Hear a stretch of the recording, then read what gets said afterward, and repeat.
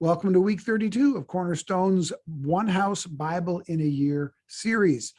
Today, this week, we begin 3 weeks reading through what can only be called one of the Bible's great epic books. I call it epic for a couple reasons. First of all, because it is by words the longest book in the Bible. Genesis is the second longest book in the Bible by words. Psalms is the longest one by chapters and verses, but by about 3,000 words, Jeremiah is that much longer. So it's epic because of that. It's also epic because of the size of the story that it tells. It's really an amazing book. It's named, of course, after the prophet Jeremiah, who wrote the book and whose life we read a lot about in the book. In fact, because he tells so much of his autobiography in this book, we know more about Jeremiah than we know about any of the other Old Testament prophets. He prophesied right after Zephaniah, who we'll be reading about in week 39. And his time of ministry overlapped with Habakkuk, who we'll get to in week 39 as well, and Obadiah, who we'll get through to in week 40. Also, while Jeremiah was prophesying, Ezekiel was also prophesying. Ezekiel was prophesying in Babylon because he had already been exiled, and Jeremiah was prophesying in Jerusalem because he had not yet been exiled, but the exile of that southern kingdom was really, really close. So let's get right to the passage. We'll be reading the first 18 chapters this week. And we'll begin, I'm going to actually read several of the first verses to you because it puts the entire context of the book in place for us. So let's take a look at it. Jeremiah chapter 1, beginning with verse 1. The words of Jeremiah, son of Hilkiah, one of the priests of Anathoth in the territory of Benjamin.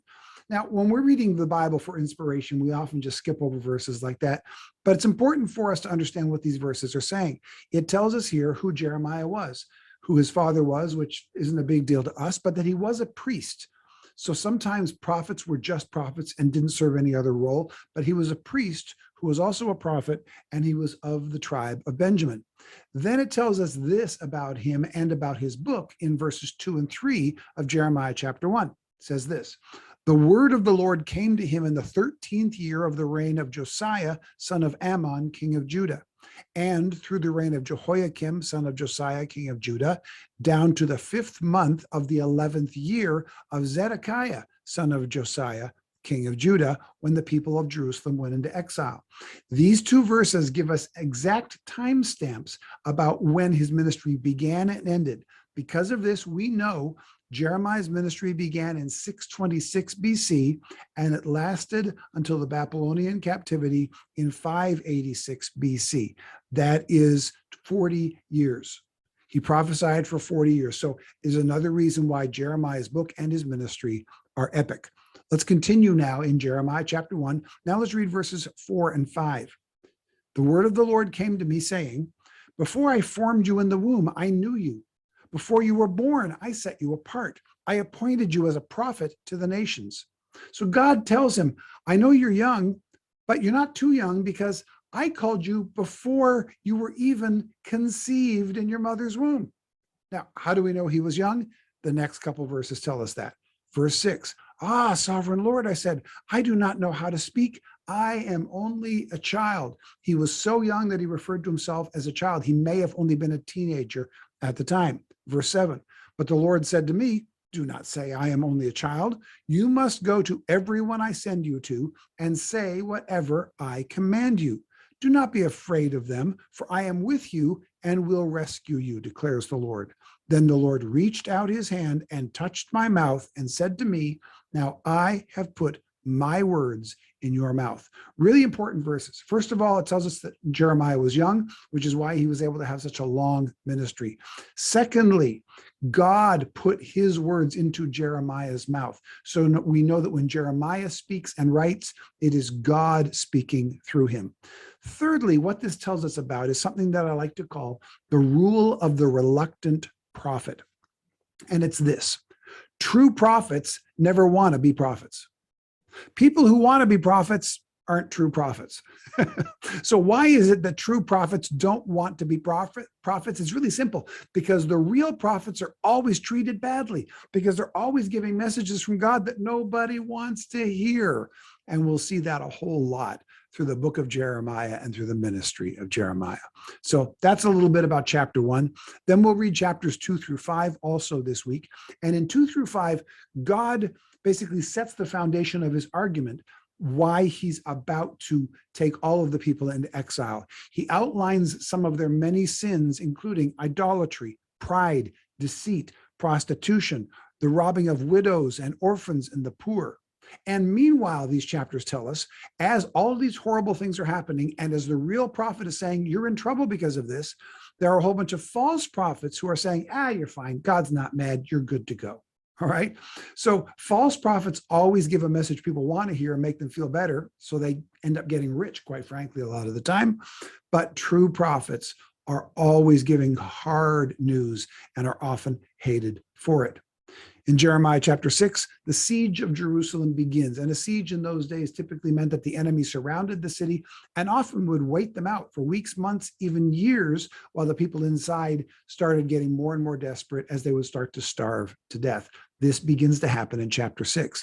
Then this week, we'll read in chapters 7 through 10 an amazing episode that happens. As Jerusalem is already surrounded by the Babylonian army, the siege has begun. God tells Jeremiah this, and we'll read it in chapter 7, beginning with verse 1.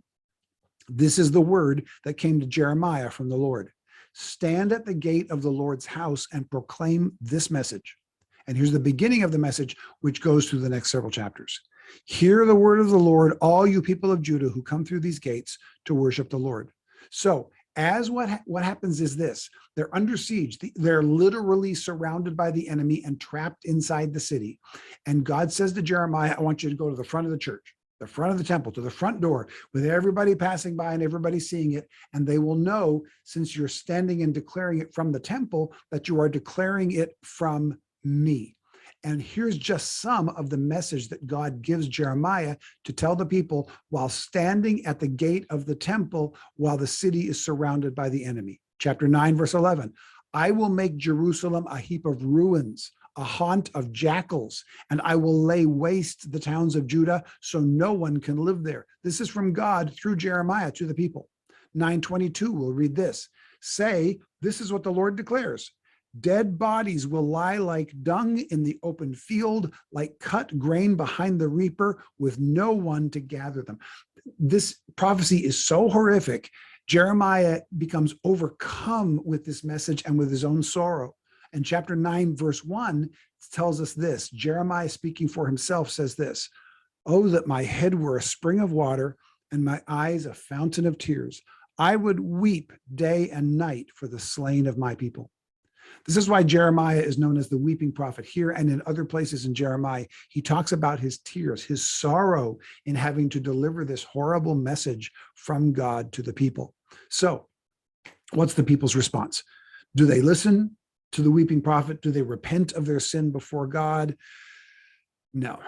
Jeremiah chapter 11, as we'll see this week, we're going to read this. God basically reminds the people that he and they had a covenant, that he would be their God as long as they would stay true to him. But he tells them in Jeremiah 11 that since they've broken their side of the covenant, he is no longer obligated to honor his side of the covenant. So his blessing is now removed from his people. At this point, do they repent? No. At this point, their response is so angry that they hate Jeremiah so much that they have plans to assassinate and kill the prophet. That's Jeremiah 11. We'll then get to Jeremiah 12 and 13 this week, where Jeremiah, in response to this, is so frightened and so angry at God for putting him in this position that God has to reassure him, it's okay, I'm with you. Yes, this is my message and I will take care of you. In chapter 12, we see two visuals of the linen belt and of the wineskins that teach us that the devastation and the doom that God has forecast and that Jeremiah is now prophesying, it will come to pass. It cannot be turned back. Jeremiah 14 through 17 has a similar message that their doom is certain. The people at this point decide, well, if this prophet Jeremiah isn't going to say what we want to hear, then we're going to find more and more prophets who will say what we want to hear. And they start gathering unto themselves prophets who will just give them good news. So Jeremiah goes to God again, angry. Why am I the one who's stuck giving bad news and everybody else gets to give them good news? And the answer in chapter 14 is basically God says, well, because you're the only one who's telling them the truth, right? God even tells Jeremiah, you are no longer allowed to marry or to have any kids or to go any kinds of celebrations. You can't even go to funerals where you might be tempted to offer sympathy, because right now there's no sympathy left. Their doom is sealed. God has no joy in this, but there is no pity in God's heart left anymore. Drought and famine and defeat are coming. And then we'll finish this week in chapter 18, where we're going to read the book's most famous scene. Jeremiah is told to visit a potter's house where they make clay pots and so on. And he says, I want you to watch as the potter takes the soft clay, puts it on the wheel, and forms it in his hand.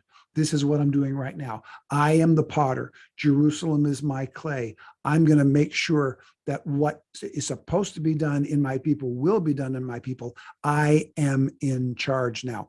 God can do anything to his people because like the potter owns the clay, he owns these people.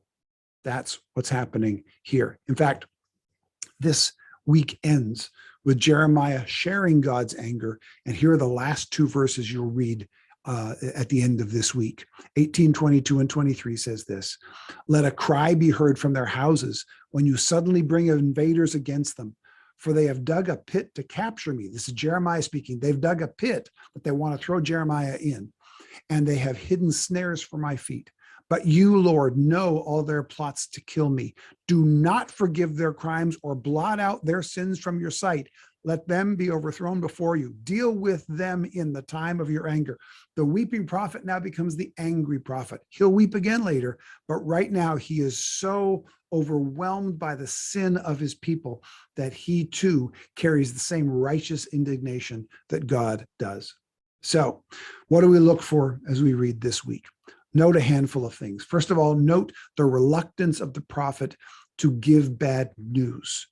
A biblical prophet does not delight in the negative news, but has to deliver it. Secondly, take note of the enormity of the sins of the people. God does not punish his people for no reason. Thirdly, note the sorrow of the prophet as he has to deliver the news. Next, note that there is a plot against the prophet, which we'll see a whole bunch about in the coming weeks, but it begins here. They hate God's true word so much that they want to kill God's prophet who is telling them the truth about what is to come. And then note, as we saw already, the eventual anger of the prophet. And then as you're going through it, ask yourself this, what similarities does Jeremiah and the situation in Jerusalem show us to the situation that we have today?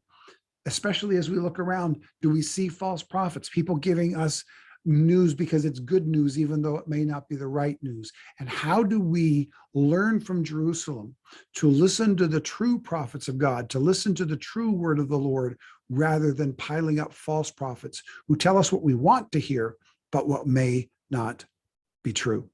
All right, that's what you're going to cover this week, the first of 3 epic weeks in this amazing book of Jeremiah. I hope you have a great time with it, and I hope what we've talked about today will help you make your way through a clearer understanding of this challenging but awesome book. Thanks for that. We'll see you next week.